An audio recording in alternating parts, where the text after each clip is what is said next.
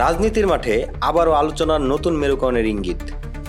রাজধানীর কাকরাইলে জাতীয় পার্টির কেন্দ্রীয় কার্যালয়ে হামলা ও ভাঙচুরের ঘটনায় নিন্দা জানিয়েছেন বিএনপির জ্যেষ্ঠ যুগ্ম মহাসচিব রুহুল কবির রিজভী এক বিবৃতিতে বলেন, জাতীয় পার্টির অফিসে হামলা ও অগ্নিসংযোগ গণতন্ত্র ও জুলাই চেতনার সঙ্গে সাংঘর্ষিক।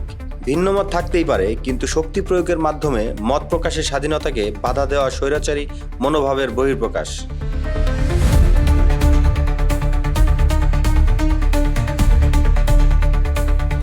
এখন প্রশ্ন হলো, বিএনপি কেন প্রতিদ্বন্দ্বী দলের পক্ষে এমন অবস্থান নিল? প্রথমত, বিএনপি দেখতে চাইছে প্রকৃত গণতন্ত্রের বহুদলীয় রাজনীতির অস্তিত্ব জরুরি। কোনো দলকে ভয়ভীতি বা হামলার মাধ্যমে দমন করা যায় না।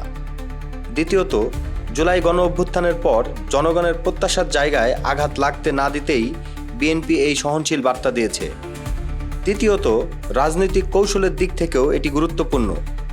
আওয়ামী লীগ বিরোধী রাজনীতি জাপাকে পাশে টানতেই বিএনপির এক ধরনের সহমর্মিতা দেখাচ্ছে। বিশ্লেষকদের মতে, এতদিন রাজনীতির মূল মেরুকরণ ছিল আওয়ামী লীগ বনাম বিএনপি, কিন্তু গণ অধিকার পরিষদের উত্থান এবং জাপার প্রতি বিএনপির সহানুভূতিশীল অবস্থান ইঙ্গিত দিচ্ছে নতুন এক রাজনৈতিক সমীকরণের। অর্থাৎ জাতীয় পার্টির অফিসের হামলার নিন্দা শুধু একটি বিবৃতি নয়, এটি হতে পারে বাংলাদেশের রাজনীতিতে নতুন মেরুকরণের শুরু।